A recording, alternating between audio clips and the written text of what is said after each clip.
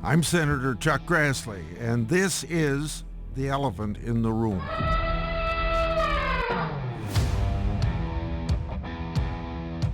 Welcome to The Elephant in the Room. I'm your host, Cyrus Pearson. I'm your co-host, Sophie Delkay. Sophie, I've got a question for you. Okay, what is it? What do they call a man outstanding in his field? Chuck Grassley. That is correct. It was supposed to be farmer, but we will let it slide. Today, yes, it is Chuck Grassley. He is a farmer and a man outstanding in his field. Anything you'd like to say about him that we didn't cover in the podcast, Sophie?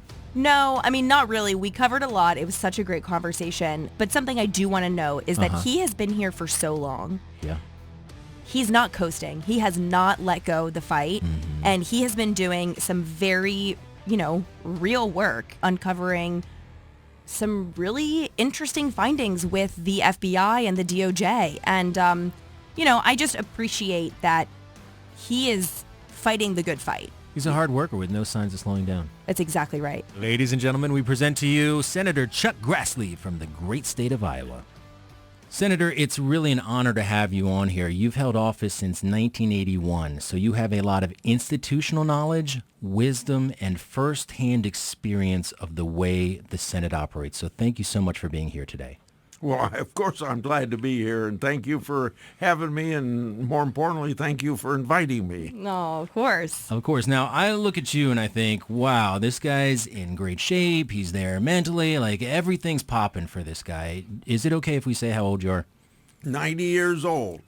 I'd need to see some proof of it. I know. Actually. You really would never guess. I was born September 17th, 1933.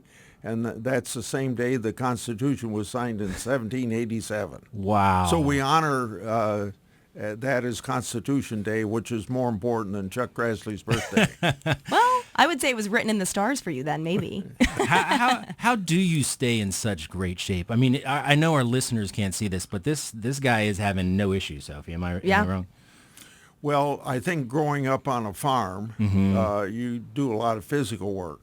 But I didn't start a routine of exercise until I was 65. Really? I started running when I was 65, and the reason I started running when I was 65 is I was chairman of the aging committee, and you go around visit all these nursing homes in Iowa, and you find that recreation directors have a hard time getting people in wheelchairs or even not in wheelchairs to do simple athletic exercises, and I decided I didn't want that to happen. So I started running, and I used to run 3 miles every 4 times a week. Now I do 2 miles 6 times a week, but at the age of 90, I hate to call it running, I call it shuffling. Well, I will say, though, I mean, not to put myself under the spotlight here, but you definitely run more than I do. I think it's really impressive. Do you invite people to run with you? Well, I did for a long time. Mm-hmm. We had a Tuesday, a Wednesday, and a Thursday, 3 different groups that would come. And in those days, I was only doing 2 miles. Okay. And so we would have, let's say, 20 minutes of running, and then my wife cooked oatmeal for the group. So we usually had 3 or 4 each of those times. I love it. Yeah. And let me ask you, in your opinion, would ice cream keep you from aging well, or is it okay? Dairy Queens especially. Dairy Queen. So you're a big fan of ice cream. Can you tell us what you like about it and favorite flavors? Or? Well, if it's a Dairy Queen, and those are sporadic compared to just eating ice cream out of the refrigerator. But if it's a Dairy Queen, it would be a Snickers Blizzard. Ooh. But if it's at home, it's just vanilla ice cream with chocolate sauce on it. Okay. It's hard to say no. Now, people should know that we know some of these fun facts because of your infamous Twitter. Do you want to touch on that, Cyrus? Yeah, I mean, you actually have 893,000 followers, now known as X. And you do your own tweets? I either do my own tweets or I have staff suggest them to me, but nothing goes on X without my approval. When I first started, I used to type out everything. But now I'll think we ought to tweet on this subject or that subject. And then a lot of times I say exactly what to tweet, but most of the time the staff puts it together and sends it to me, and I say it's okay, or I usually say it's okay, but add this or add that. Right. Yeah. Well, there's something I really love about your Twitter specifically. Well, there's a few things, but the best thing, in my opinion, is your shorthand. You write in a lot of shorthand, even when you're under the character limit. You know, sometimes it's almost like your own language, but it's always decipherable. And you can really hear your voice behind your tweets. I absolutely love that about your Twitter. And the reason for that is I think it's different now, but when I started out, it was only 140 or 160 things you could do. And so I did what I could to shorten it up. But it just irritates a lot of the people that I love it. disagree with me because they think I'm ignorant and I don't know how to do it. But I think I had a good reputation in high school and college in English courses. So I think I know how to do things right. But then when you got to do things in shorthand, you use shorthand. Right. On the other side of that, are there any accounts you follow? No. Oh, okay. You really just tweet. You don't scroll and read and see what other people are saying. No. Yeah, that's what I thought. Yeah, if I was a Twitter superstar, I wouldn't either. Yeah, you don't need to. Yeah. Well, once in a while I'll read what people are responding to me, but it's so depressing. Yeah. 90% of the people disagree with me. Right. Well, then that's why they're commenting. Yeah. Now, you're actually a real farmer. I mean, you're a well-dressed guy who's a U.S. Senator. Yeah. You wouldn't expect. You're actually out in the field. Okay. Well, let me be honest with you that I started farming in 1960 when my dad died, and I was the only son that wanted to farm, and my mother wanted to stay on the farm. So I started farming then. I never anticipated all the time through high school or college I'd ever have anything to do with farming. Now I realize it was the best thing to do. So from 60 to 74, when I came to the U.S. House of Representatives, I actually ran the family farm. And then after I was elected to Congress for 4 years, I rented it to a neighbor. And then in 1979 or 80, I think it was, my son, middle son, wanted a farm. In fact, he was the sort of a guy that would when he got off the school bus, he'd run out to the field just to ride with me on the tractor. Oh, that's great. And then I remember a long time after he started farming, I ran into a fifth grade paragraph he wrote that said something as simple as this. When I grow up, I'm going to be a farmer, and I'm going to have a lot of tractors. I love it. And you don't know how that has turned out to be so true today. Yeah. More tractors than you probably wanted. need. So then after I was elected to the United States Senate, I did a lot of the field work because we're corn and soybean farmers. So I drove the tractor an awful lot during the 80s and the 90s until maybe 10 years ago when a grandson got involved in the farming operation. And then you kind of come to the conclusion that they don't ask you to come around because they don't want grandfathers around. Grandkids don't want grandfathers around. So Robin Grassley, the son, and Pat Grassley, the grandson, do most of the work now. And I'm not really called in to help much. But you were there, I mean, you were doing a lot of work this past weekend on the farm. I think I saw some pictures. Yeah, you saw me run a combine, but I used to do every weekend or during Easter break, almost every weekend I was doing something with my son. And then that's April and May. And then in September and October, you help with the harvest. In between, my son did most of it. But now I'm not called upon to be a hired man much anymore, and I kind of resent it a little bit.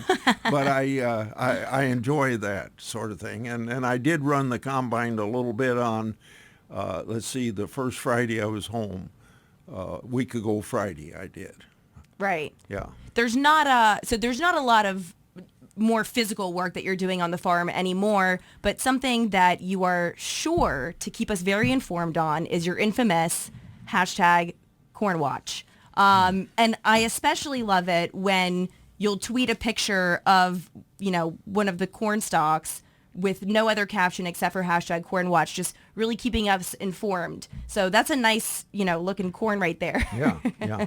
Well, by the way, I didn't give proper credit to the political career of the grandson that's in the farming operation. He's Speaker of the Iowa House of Representatives. Wow. Wow. Success And all he'd around. like to tell you that he got elected to the Iowa House when he was 22. Grandpa got elected when he was 25. He got to be chairman of the Appropriations Committee when in his 9th year, and it took me 15 years to get to be chairman of it. I love it. And then it. he says, Grandpa never got to be Speaker of the House of Representatives. So anyway, hashtag Corn Watch. I'm Hashtag glad you Corn brought Watch. this up because this is something that I do because only 2% of the people in this country feed the other 98%, and then we export about a third of our agricultural production. So I don't think people in New York City know what food grows on farms. I think they think it grows in supermarkets. So I want people to know what farming is all about. And particularly this year was a very depressing year because last year we had, I put my rain gauge out May 1st, take it down October 1st, and last year we had 22 inches of rain during the summer. This year only 10%. So the crop this year is about 50% short of last year at the worst. At the best, about 80% short of last year. Last Wow. year's the best crop we ever had. But it's kind of depressing because you put all your capital, all your labor into a whole year's work. Sometimes you make good money and sometimes you don't do so well. Right. Wow. Can I ask when the last time you checked the price of corn was? In my case, it was last Thursday. Wow. But I want to tell you how I price. I don't open up the newspaper or turn on the television Okay. to get it. I have my ag guy in my office get the prices for Shell Rock, Iowa, and New Hartford, Iowa. Those are the two closest places where we deliver our corn, and so I get a report every day. That's great. always It was $4.64 last Thursday for a bushel of corn. wow. Which is probably not, I don't know whether that would cover the cost of production. So I always tell people that I'm impressed by Chuck Grassley because he comes in and he does these news conferences with 9 to 15 local media outlets, and I started about 23 years ago, and he's been doing this the whole time, and this is in between other interviews, and he'll stand up there and they'll ask him what the price of corn is, and he knows it. They'll ask him about foreign affairs, and he's got it. They'll ask him about his local volleyball game, and he knows what the score was.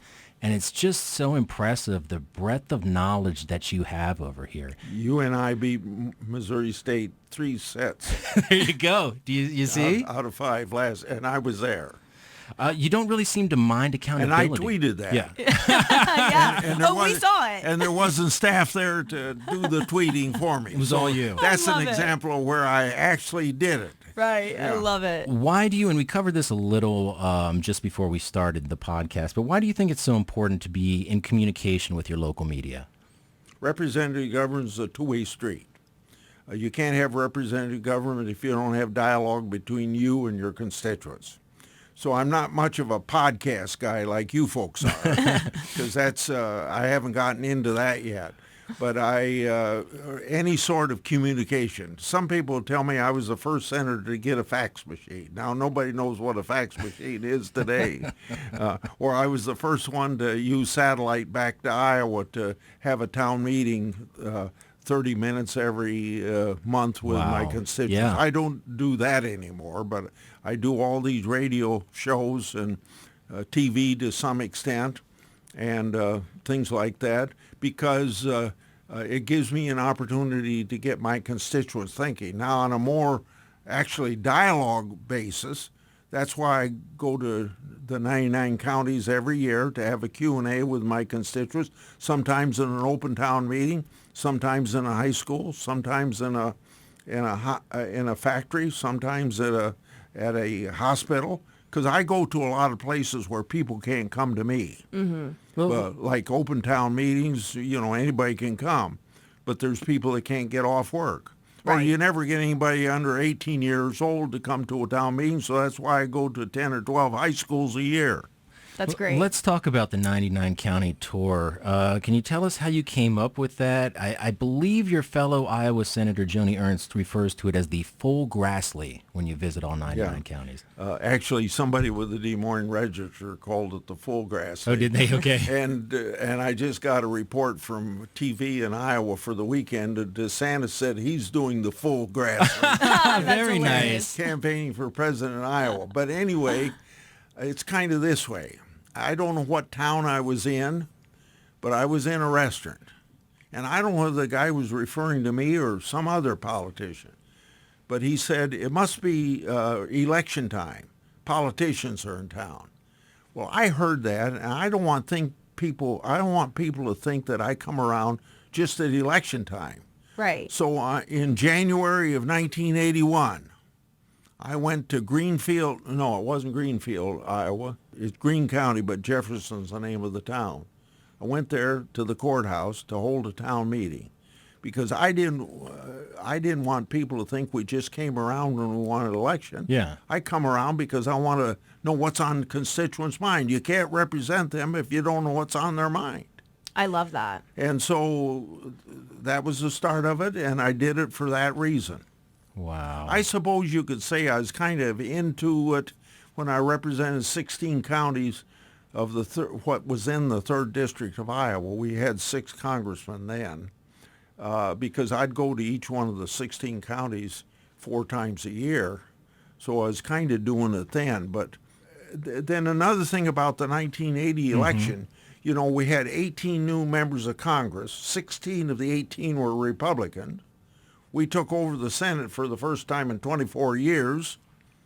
I remember Howard Baker telling Bob Dole, what do we do now? We're in the majority. We never expected to be in the majority, ever. See? Anyway, it just seems to me that we thought that we'd done so well because people in the Senate at that time, particularly Democrats, were not caring about their constituents and weren't home campaigning. So a whole bunch of new House members came over to the United States Senate in 1980, and we had been in the practice of campaigning practically full time because you have to get reelected every 2 years. Right. So I think not enough of us took this, but that's another reason I think that we decided we need to get out to the state on a regular basis. I'd like to shift this to some deeper topics, but I mean, there's just so much good here. You used to tell a story about dealing with your constituents that I think showed your attitude towards serving them was so positive, involving nail clippers. Yeah. Can you tell that? Oh, sure. Well, this would be the first Republican leader that I talked to as a new member of the U.S. House of Representatives. His name he was from California. He ended up on the Ninth Circuit Court of Appeals. I kind of forget his name now. Wiggins or something like that, I believe it was. Okay. Anyway, I went around and said, what are you supposed to do as a congressman? And he said, forget about this place here. Take care of your constituents. If a little old lady comes to your office and wants her toenails clipped, clip her toenails. So we don't hire people for my office unless we tell them about the toenail clipping philosophy. And I love it. Yeah, and so that's why we do it, because I want people to, you got to think of, you're a constituent out there. You don't know much about government. You got a problem with the government, and so you try everything you know about. And then eventually somebody says, well, have you gone to your congressman or your senator? So they come to us as the last resort. Maybe we can help them, maybe we can't help them. But we got to know that we gave it the good old college try. Right. And that's what clipping toenails is all about. If we can help you, that answers the question. But if we can't help you, you need to know that we've done everything we can to help you. I've noticed over my time here, you hire really talented people and you work them really, really hard. And you have one of the hardest working, I would say, most productive, effective staffs that I've run into. How do you recruit that talent? Probably a lot of it through an intern program or through a campaign, people that have worked hard in a campaign, people that have been good interns. Yeah. But I want to emphasize something. I don't work them hard. They work hard. Right. They make me a better senator. And I give them almost maximum, I guess, on the leash, if you want to call it that. Leeway. For instance, an example would be a woman that came to me in the mid-1990s. I don't know what subjects we hired her to do as a legislative research person, but she said to me, you know, I'm adopted. There's something wrong with our foster care system. Would you care if I worked on it? So I said, you know, let her go ahead and work on it. Sure. Well, I have a terribly good reputation now with helping reform the foster care system, but it's all because of Sarah Gazarek of Des Moines, Iowa, not because it's something Chuck Grassley did. She got me interested in it, and we've made some changes. At one time, we had 750,000 people in foster care. Today, it's about 430,000. Now, that's still too many, you know, but... That's amazing. Yeah. I hate to be rushing through this, and I know I've dominated this, and Sophie, I'm going to give you a chance. I just want to ask one more thing because we have you here, and you have so much institutional knowledge, as I mentioned earlier. For our listeners, senators are assigned to different committees, such as Judiciary, Commerce, Ag, etc. Since you have so much experience, can you give us a committee you served on that was, in your mind, one of your favorites for some reason? It could have been most effective. You just enjoyed working there. In your history, what did you enjoy? Well, I'm not a lawyer and the first non-lawyer to be chairman of the committee, but it was a long time before I ever got to be chairman. I was chairman of some subcommittee in the 1980s, started investigating things that were wrong in the Defense Department, and somebody came to me and said, you know, Abraham Lincoln passed a bill that if you knew something about waste in government, you ought to report it, and you'll get a reward for reporting it. Well, we found out in 1942, because of World War II, they gutted that legislation. So we rewrote it in 1986. It's brought $72 billion of falsely taken, fraudulently taken money from the taxpayers back into the federal treasury. Wow. That's an example of what you can do as a subcommittee chairman, you know. Yeah. That's impressive. Wow, that's incredible. I'm going to let you ask something. Well, no, sorry. You actually you brought up a great point. Speaking of investigating, and committee work, you have done something really remarkable here, conducting oversight of the DOJ and FBI, and have revealed some instances of a two-tier justice system. You recently brought an FBI document public that described an alleged criminal scheme involving then Vice President Biden and a Ukrainian business executive. Tell us about what you're uncovering there, the work that you're doing, and kind of educate us on what's going on. Yeah. Well, in August of 2019, I started investigating some things that we had heard from whistleblowers about Hunter Biden. And that was before the laptop was even part of our language. And then eventually Johnson got involved with me, and Senator Ron Johnson. Yeah, Ron Johnson. We issued a preliminary report in September of 2020, and then a final report in November of 2020. And then what you see going on in the House of Representatives now is kind of an extension of that, because they have subpoena power, and we didn't have subpoena power. Okay. But the document you're talking about, federal FBI investigative report 1023, dates from June 2020, and that report says that the telephone conversations, 17 of them, 15 of them with Hunter Biden, 2 with then Vice President Biden, that indicates that maybe there was an exchange of money for some political favoritism. Now, I only the FBI knows whether those telephone conversations actually existed, and I'm not going to in a position to accuse any Biden of doing anything wrong, but I do have a responsibility to make sure, is the FBI doing its work? Right. And I have not heard them on several occasions try to get information from them whether or not they follow up on the 1023 information. And so my job is to make sure not just passing legislation, but what you learn in checks and balances of government in high school civics. You got a responsibility as a member of Congress to see if the laws are being faithfully executed. And in this case, plus a lot of other cases, we got a feeling that there's political bias in the FBI and the DOJ. It's my job to expose it. Right. And to see that they do their job.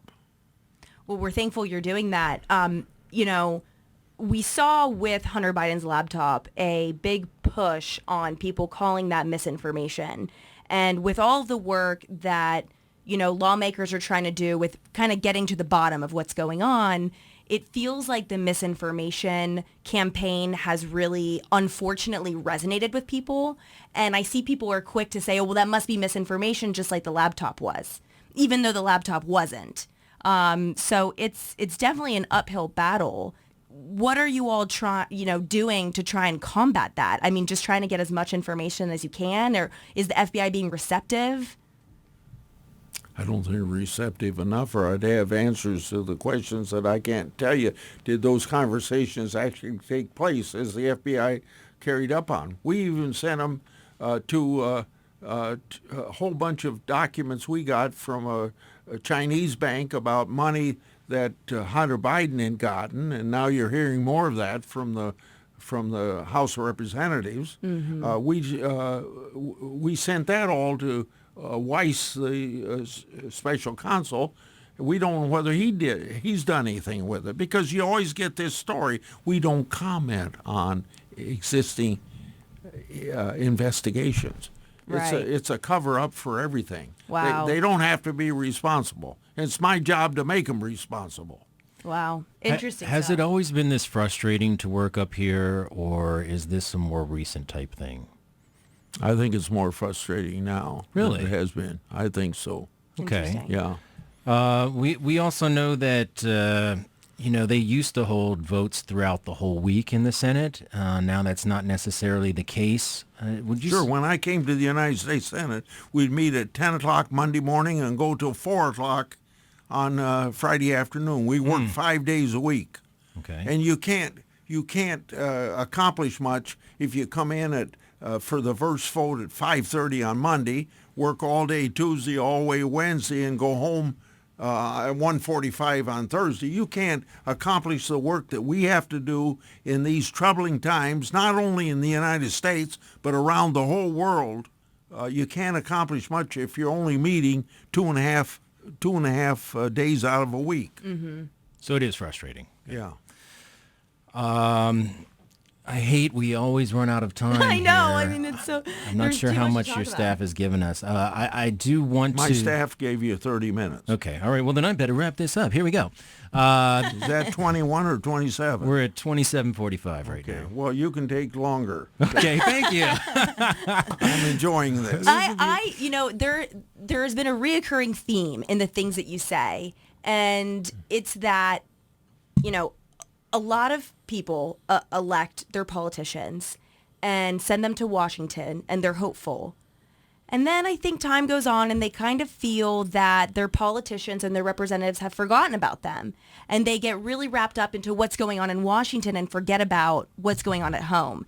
And there's such a reoccurring theme with you, is that you want answers for the American people, for Iowans. You want to talk to them. You want to hear about the issues that they're concerned about. And that's what's kept you here for so long. So I tell to my town meetings, these 99 county meetings I have every year, and by the way, those aren't the only 99 meetings I ever have. I have a lot more than that. Right. That's just a minimum number that you have. Anyway, I always say to the people that come to my town meetings or the factories or the high school, I only see a few thousand people every year face to face out of 3 million people. So for you folks that are here, as well as the 3 million that aren't here, you need to keep in touch with me through email, and you need to expect an answer, because I come to tell you dialogue with our constituents, what representatives government's all about. When I see you face to face, I'm answering you, but you need to expect an answer from every email. Right. So I get a report every day on the letters we're behind about on an average about 3,000 every day. But when Trump first took over as president of the United States, one time we were 34,000 behind. Everybody was mad about Trump being elected president. Oh, my gosh. That's but we crazy. caught up and we got them all answered. Good. And so you really value people, and you don't just value your constituents, you also value your staff. I'm gonna switch to something lighter here. You value your staff so much that you have a special piece of machinery that I think is older than me, might even be older than Cyrus, and her name is Beth. Well, Beth is my vacuum cleaner that I have at the farm. Okay. So tell us about Beth, and tell us why her name is Beth. Okay, Beth is an old vacuum cleaner, a Hoover, I believe, that we got from my mother-in-law when she died, and she probably had it for 20 years before, so I imagine it's 40 or 50 years old. But it still works very well. And it's named Beth because Beth was my press secretary until about 7 or 8 years ago for 15 or 20 years before that. And Beth was a farm girl from Atlantic, Iowa, and she worked hard. So I think it's as faithful as old Beth. I love it. That is so amazing. I don't even think you can get a vacuum in this color anymore. Yeah, it's the very, unique, nice brown shade. This is going to air, the plan being right now, the week before Thanksgiving. So this is kind of our Thanksgiving episode. We just had a question. What does the Grassley family do for Thanksgiving? Well, I would say for the last 40 years, they meet at our farm. Okay. Maybe some of that 40 years we used to go to my mother-in-law's, but at least in the last 35 years it's been at the farm, and anybody can come. We don't have a big farmhouse like you might thought was built in the 1920s, or 1890s. It's kind of small, so we have a long table that you can sit 17 people at. Wow. That's probably 150 years old that my wife's grandmother probably had. Wow. And it's got 9 leaves in it, so you can make it into a small... Wow. 9 leaves? You can make it a lot smaller. And then, but we still have to put up card tables to take care of everybody. We usually have about 30 people come for Thanksgiving. Wow. When I was president pro tem, and I had a safety group of Capitol policemen that followed me around every place, we even invited them in. So I suppose that year we had I love that. 35 or 40 and things like that. So we gather at Thanksgiving. Yeah. Well, who's cooking for all those people? I mean, that's a lot of people. My wife used to do it all. Wow. And so that's why I got involved with Beth. I do the vacuuming so I don't have to so I don't have to peel That's potatoes. a good deal. It's a good deal. But now with we've got a lot of adult children and grandchildren. Everybody pitches in, and my wife makes the bean soup, or not the bean soup, the turkey gravy. Well, yeah, turkey. Chutney. Well, now my son does the turkey. My wife might do the ham. Oh, you do ham as well, okay. And I was thinking of baked beans. Yeah, baked beans. And then the other specialty she has is apple crisp. Ooh. Yum. Yeah. Now, do you all do cornbread? And if so, is it with the Corn Watch corn? If somebody brings the bread you're talking about. Well, Senator, you have been kind enough to let us go at least 4 minutes over here. Any final thoughts? No, this has just been so much fun. I mean, I am so honored to sit down with you and hear from you, and most importantly, hear what's important to you. Yeah. And it's clear that that's Iowans and the American people. So thank you. Any final thoughts, Senator? Just remember that 2% of the people in this country feed the other 98%, and you ought to praise every farmer, particularly on Thanksgiving Day. Well said. Thank you so you. much. Thank you. I appreciate being with you. If you're still listening, here's a special prize for you. If you accomplish this task, hitting the like or subscribe button, I will make sure the app notifies you next time we have an episode that comes out. What do you think of that, Sophie? That was clever. Okay. It's cute. I'm not guaranteeing it, but that's how it's supposed to work. The Elephant in the Room is brought to you under the direction of U.S. Senator John Barrasso of Wyoming, also a doctor, for real, executive producer Arjun Modi, and show producer Carly Rapp. Thanks for listening, and until next time, this has been The Elephant in the Room.